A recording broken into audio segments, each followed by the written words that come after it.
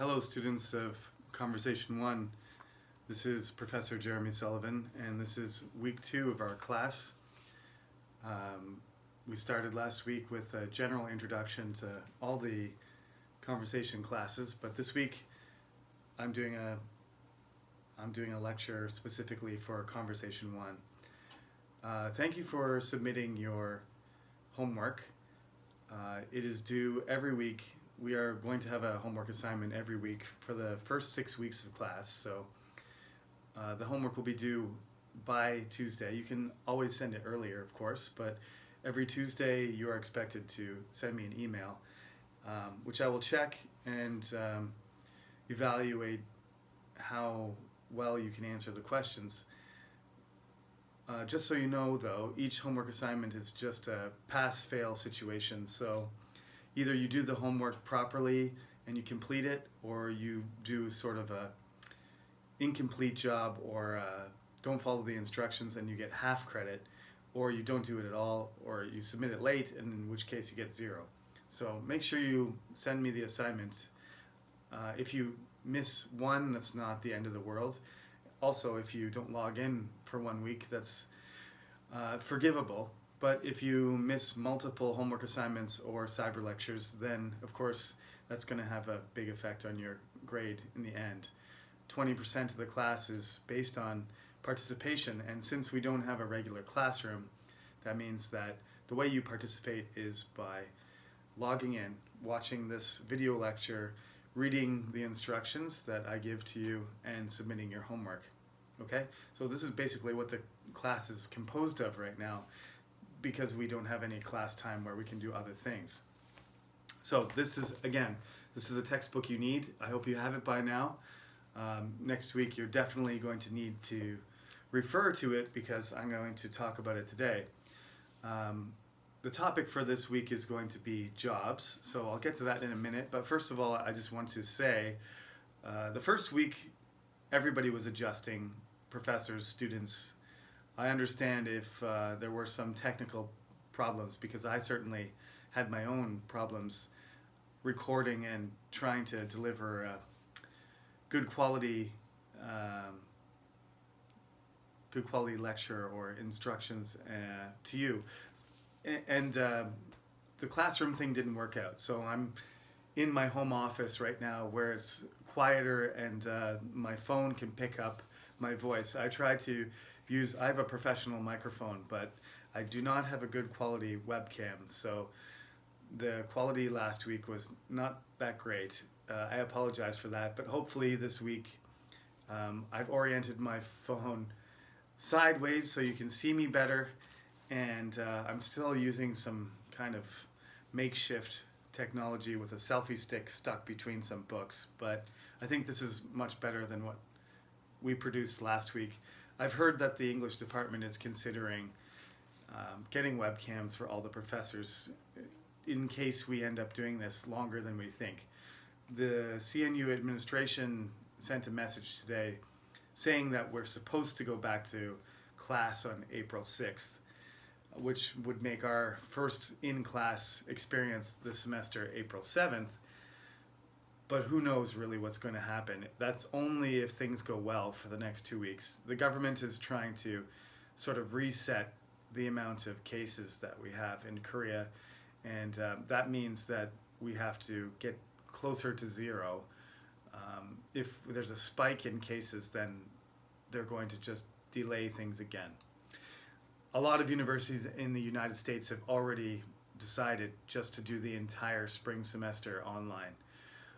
So that might end up happening with us as well. We really don't know. Or we might go back to the classroom and then the government change their mind and send us back home. So we'll deal with that when it happens. But as of right now, we're supposed to see each other in person April 6th. Now, I hope you are all following the instructions and avoiding other people. I know everybody, I'm a social person. I think you can probably tell, even through the camera. I like to talk to people. I like to meet people. I'm a very friendly person. In English, we call people who like to hug and shake hands. In Europe, It might even involve kissing on the cheeks or something. We call those people touchy-feely. I'm not going to say I'm that type of person per se, but I do like to be around other people, and being at home for the last 2 months almost has been very difficult for me. So I know if I went back in time to 20-year-old Jeremy, who was in university, I would want to go out and drink and spend time with my friends too, but you really need to take a break and just watch Netflix and play with your phone. I usually tell people not to do that. I'm Canadian, so I tell people to go outside and experience nature and socialize and practice your English skills with other people. But I'm telling you right now, that's a bad idea. So if everybody behaves themselves and follows the rules for the next 2 weeks, we will have a chance to start to socialize again in the near future. But if people don't follow the rules, the government will have to continue preventing us from gathering, because this disease is incredibly contagious. People were downplaying it. I was not that concerned about it initially either, but it's a really serious threat. So anyway, let's get to the topic for today. Every week there's going to be a different topic. Last week I asked you to introduce yourself, and I did a short introduction of myself, and I used a whiteboard. I need to get a whiteboard in my room here. I may end up broadcasting from different locations, we'll see, but this is the easiest for now. So I'll see if I can get a whiteboard so that I can write things behind me. But for now I don't have one, so you're just going to have to listen carefully, and then when you go to the website, there's going to be a file for you to open where you can read about what I'm saying right now. I will write the instructions also, so you can listen to me, and you can play this video again, of course, and write down what I say, which is important because this is a conversation class. So you need to listen and you need to practice speaking if you can. But you will also be able to see the written version of what I'm saying too. So watch this first. I think for conversation class, don't worry about the write-up yet because I haven't uploaded it, but I will be doing that this week. So listen to this first and try to understand what I'm saying. I'm trying to speak, clearly and slowly for you. And if you want to be certain that you're doing the right thing, then you can also read the instructions on the website too.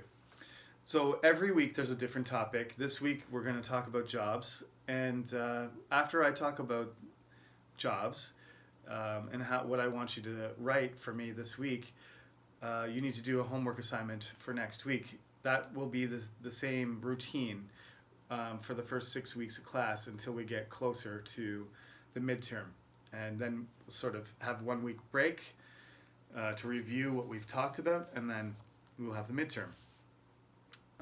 So every week you will do this question. The self-introduction was the first question, and the 6 or 7 questions that you get, those will be the questions that I ask you on the midterm. So there's two reasons for you to do your homework. One is to get the credit for the homework itself, and the second one because that's also preparing you for your midterm. So this is I've been doing this only for the last couple of years, but I've found that people are more comfortable in the interview, they have more confidence, they're more knowledgeable and less nervous when they've written something down. Now remember, I don't want you to write something down and memorize it and then repeat to me exactly what you've written, because that's really not what a real interview is about.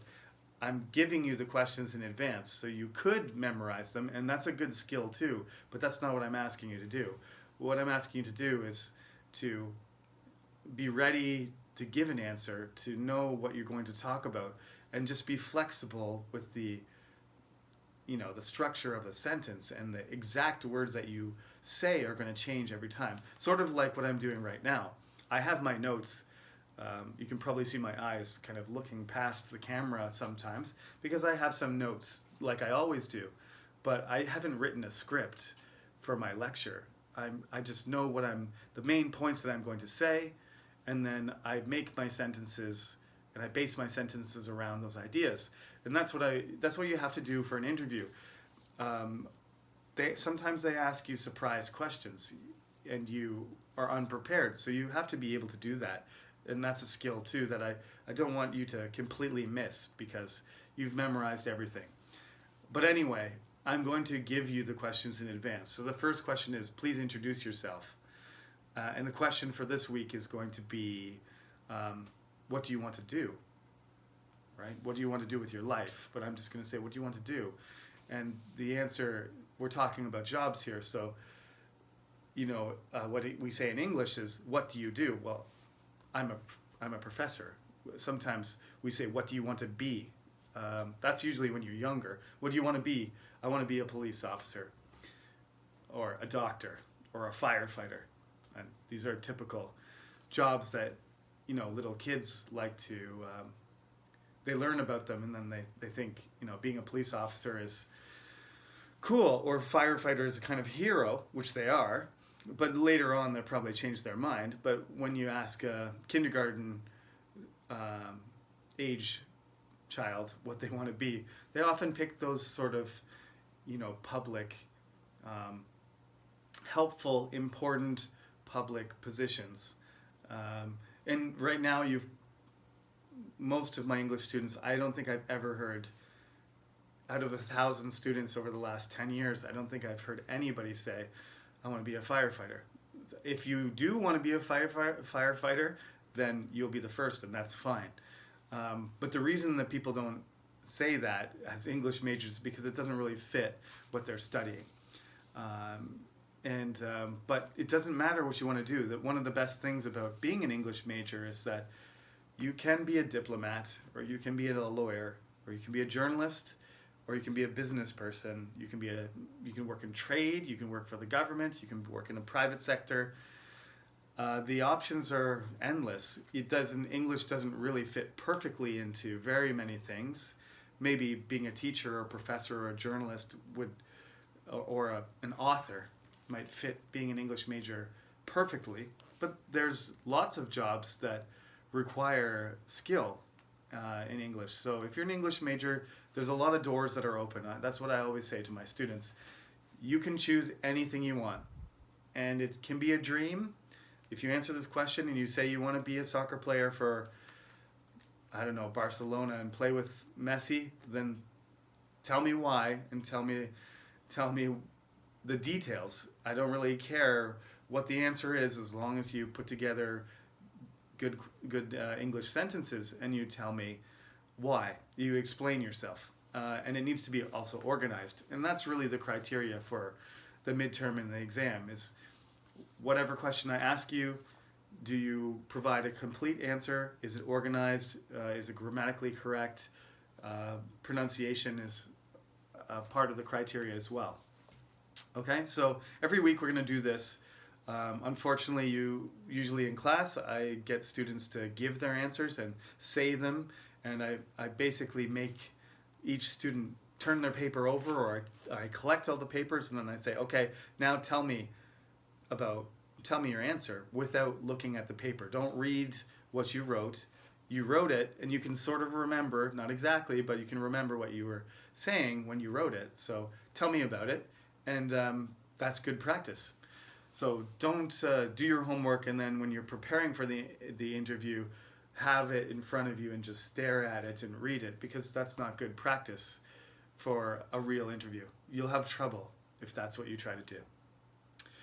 Okay, so what do you want to be, or what do you want to do is the question. Even if you don't know what you're going to do, that's fine. This is also one of the benefits of answering this question, is maybe this will help you figure out what you want to do. In the textbook in chapter 1, this is a really good chapter actually. Some chapters we won't use the textbook as much, but this chapter is excellent, and in terms of how well I think we can use what's in the textbook for our purposes. So it's got a list of different jobs, and it's got a bunch of criteria. they say in the book, dangerous, well-paying, boring, demanding, low-paying, unusual, interesting, rewarding. These are criteria by which you can judge a job. I'm going to give you my own set of 10, slower. I just read the ones from the book quickly because you can look at them yourself. But what I want you to do is, first of all, I want you to make a list of 10 jobs that you think you would like. Okay? So just a list. You don't have to say anything else. Just pick jobs. Write the names of the jobs, top 10, number 1 through 10. Do that. That's the first part of the homework. Make the list of your top 10 choices for jobs. And then after that, I want you to arrange these 10 criteria in order of priority from the most attractive to the least attractive. So these are the 10 criteria I want you to use. Does the job allow you to develop your skills? Number 1. Is it challenging? Number 2. Coworkers. Are your coworkers good or bad? That's one thing. People like to have jobs where they work with people that they like. The environment. What's the environment like? Are you in an office? Are you outside? Etc. Location. Do you have to drive 2 hours every morning, or do you, like I used to, live in a professor's dormitory and kind of roll down the hill like you guys do when you have class?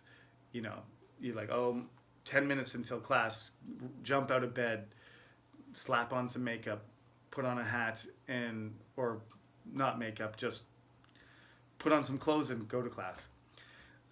That's the advantage of location, being close to your job. Is it satisfying or rewarding? Lots of people do jobs that don't pay very well. Some people even volunteer because they feel like they're doing something that makes them feel good. You might not be able to do that in the long term, depending on your financial situation, but lots of people like to be satisfied. I have to say, being a professor is satisfying. That's one of the main reasons for me. It's at the top of my list. My top 10 list is satisfaction, job satisfaction. Safety. I don't feel like I'm in a dangerous situation when I'm teaching. Sometimes students are angry, and sometimes there are conflicts between teachers and students, but normally it's not threatening. So my job's very safe. Sometimes people take that for granted, but certain jobs are very dangerous, and there's something in English called danger pay as well. So hopefully if you're doing something dangerous, you get paid better for it. And if you're doing a low-paying job that's dangerous, that's a very unattractive job, obviously. All right, and benefits. Sometimes you get things that are not in the form of a salary. Sometimes you might have a company car, or you might have they might give you free place to live, like a dormitory, or you might have a long vacation, which is one of the benefits, of course, of being a professor, is that we have longer vacations.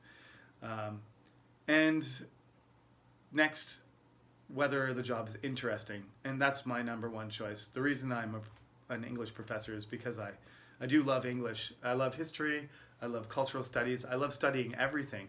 This is why I have all these books, and I'm one of Amazon's best customers, at least in terms of, I used to be a book company. I guess people buy other stuff now, so maybe I'm not a great customer, but I order a lot of books, and I love reading books, so this is my personal collection.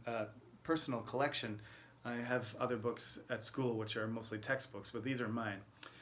And the final thing, I saved it for last, of course, is the money, and which is, I'm going to say, close to 80% of my students pick money as the number 1 consideration. That is not my personal choice, because professors don't really have a high salary, but that's a very attractive thing. It's definitely, I'm going to say it's probably second or third. If you don't make enough money, then you don't want to have a job. But if you're really interested in making a lot of money, then like being a lawyer or doing something dangerous because the money is really good, then that should be your first choice. So that's 10, right? Skills, challenge, coworkers, location, environment, satisfaction, safety, benefits, interest, and money. Okay? So, first of all, make a list of 10 jobs that you think you'd be interested in. Then do the criteria. Another top 10 list. Once you've got those two lists, then you're ready to write your paragraph, your half a page about which job you would like to do. Now, you can use your imagination. If you want to say you want to be an astronaut, even though it's not very likely, just tell me what is attractive about an astronaut and use the criteria that are in your list, right? If astronaut was your fifth choice, but you decide after you look at the criteria that that's what you want to do, then you say, well, I want to be an astronaut because of the challenge, because I want something that's really difficult. And we all know being an astronaut is a lot of work. I didn't put some other criteria, like maybe you want to be famous, right? Or I don't know, maybe you want something else. If you decide that there's something else that you want to include in your paragraph, that's fine. You don't have to restrict yourself to the 10 things that I listed, because there's many more than that. I realize that. So do the top 10 lists, and then do the normal thing that we'll be doing every week, the routine thing, which is answer the question, what do you want to do? And you can use the conditional tense. You can say if, and then you can say I would or I could. First conditional, second conditional. You can make predictions about yourself, or you can just write in the future tense and act like it's definitely going to happen. That's up to you. The grammar is pretty flexible. So as long as you're talking about, remember, it's future, so future tense is fine. But you don't know maybe for certain what's going to happen. If it is a sort of a dream type thing, which is sort of far-fetched and not likely to happen, then you may end up using something like this second conditional, right, where it's less likely thing to happen. Anyway, grammar is not going to be strongly emphasized in this class, especially I don't think anybody wants me to teach grammar through this medium, through the video lecture, and I don't really want to either. So if you have grammar questions, certainly send an email to me. I can help you out. And if somebody sends me an email about a grammar question, the very next lecture I will give the answer or explain as well as I can to the whole class through the video lecture, okay? So feel free to ask questions, and don't expect me just to email you back individually, because I think that's not very helpful or efficient. So if you send me a good question, I'm going to answer your question through in this situation as best as I can, unless it's very particular to you. But usually, if you have a question, there's other students thinking the same thing. So any good questions that come to me through email, I will try to answer them in my very next video lecture for you, like this. Now, like I said, this chapter is really good, so I haven't required you to do any of the exercises, but it's certainly beneficial to you. There's a pretty funny song on page 8 called Uncle Birdie's Nephew. You may not want to listen to it because it's pretty horrible. But if you read it like it was a poem or something, and you read the lyrics, it's all about this rich kid who misses someone. You can read it over, and it's not a great poem or anything. It's just kind of funny. It's basically saying, if you're really wealthy, it doesn't mean that you're going to be happy. If you have, a really easy job and you don't have to do anything, and there's no challenge, then you're not necessarily going to be a happy person, even though a lot of us dream of having those super, cushy jobs. And by cushy, I mean relaxing and comfortable. It's just slang. On the internet, you've probably seen Arnold Schwarzenegger smoking a cigar, sitting in his hot tub, or, some rich person, saying, oh, we all have to do this together. Poor me, I'm stuck in my gigantic, 35,000 square foot mansion with, 8 bathrooms and 5 dogs and all the food I can eat. Oh, what should I do? Obviously, we're all jealous of those people, but let's be honest. Celebrities are not the happiest people in the world. So you don't necessarily want to be the K-pop star or the pro athlete or the entertainer or the rich politician. I think a lot of those people, their quality of life, they have a lot of stuff that we all want, but their happiness is probably not as high as you think it is. So anyway, you can approach it however you want. You can talk about your dream job. You can talk about it practically and talk about a job you actually want to do and you're very serious about, and from today I'm a freshman and from here I have to do this and this and this, and then I'm going to get this job. Whatever way you want to approach it, like I said, doesn't matter. Just has to be organized, and the quality of the English language that you use has to be good. And that's how I will judge you. Not on whether you chose to be a doctor or an astronaut or a teacher. That doesn't matter. So you can check out that funny song about the rich kid who's spoiled and not happy. On page 6, there's a description of astronauts. That's one of the reasons I used that example, because I have just read it over. And there's an article called Life in Space where they give you a really good description of the aspects of the job, this unique job, almost unique, very rare job that is being an astronaut. If you read that over, just remember, when I ask you your interview questions, you have about 2 minutes to give your answer, give or take. 1.5 minutes is kind of perfect, and 2 minutes at the upper limit. So don't say too much. Don't say too little. Don't say too much. I know that's kind of annoying to say that, but it's true. You're going to have 2 questions on the midterm. That's all. And it's about 5 minutes each person. That's because there's 43 of you. So 43 interviews times 5 minutes with a 1 minute break is like all day. A whole day of interviewing for me. So it's only 5 minutes long. The exam will be longer, 6 or 7 minutes, and there'll be 3 questions. But you just have this 2 minute window to explain yourself, So you just take a deep breath and you give your answer, and that's all I'm going to evaluate you on. And the reason I'm doing that is because that's what job interviews are really like. So it's good practice.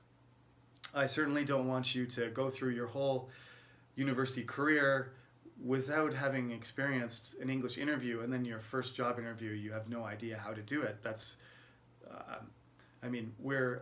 the purpose of the university is to give you this university experience and to study what you want to study and to increase your knowledge. But we do want to give you some, obviously, we want to give you some skills that are practical and applicable. And 10 years ago when I started, I had a few students say, I love conversation class, but what I want is to be more competitive when I'm finished. I want to know what I need to do in order to get a job. So this is one of those things. We're supposed to have a presentation this semester, which is also a great skill for any job you're going to do. Presentation skills are essential. If you want a promotion, or you want to get a job, or you want people to respect you or to understand you well, there's all kinds of reasons. So the presentation and the interviews are probably the most valuable things. And the rest of the time, we just want to, generally improve all of your abilities so that you can put together and make English sentences better and be more confident in conversing with whoever you choose to in any situation. Okay, so take the homework seriously and do a good job. I'm not going to be too harsh on you when you submit it, but when it comes to the midterm and the exam, I'm going to judge you very carefully, as carefully as I can, and give you detailed feedback as well. Okay, so that is it for our lecture for week number 2. One more thing, we do have a makeup lecture scheduled for this Saturday. So This will be a little bit different than the other lectures because I don't want to overlap too much. So this whole week, you have the whole week until Sunday night to get your credit for this lecture for week number 2. Week number 3 is going to be only this weekend. So please remember, and this is how I will know that you've actually watched my video lecture and you understand. This will also be in written form too, though, is you need to watch this video and you need to listen to what I say, and then please understand this, listen to this carefully. This weekend, and now I'm not sure what the date's going to be. I guess it's going to be the 28th and the 29th, if I'm not mistaken. If I am mistaken, please refer to the written copy, but March 28th and 29th is this Saturday and Sunday. So from Friday at midnight until Sunday at midnight, there's going to be a 2-day window for you to log in and watch the video lecture for week number 3 and to get credit for your attendance. So during this week until Sunday, you can do your credit for this lecture, but you also have to log in on the weekend again. And I will upload that on Friday. So it'll be ready to go on Saturday. So you need to, the window will be Friday midnight until Sunday midnight, okay? And during those 2 days, you need to log in because that's when the university scheduled our makeup class for March 3rd because the semester was delayed 2 weeks. So we have to make up all those classes. So this weekend is our first makeup class, okay? So please don't forget about that. There'll be a homework for that day and everything, and that will be due the following week, not the next, 2 days later, but the following week on week 5. I'll explain that in the makeup lecture though, so don't worry. Everything I talked about today, it's due next Tuesday, okay? Which would be March 31st. All right. Thank you, everyone. Stay safe, be careful, and I hope to see you in April.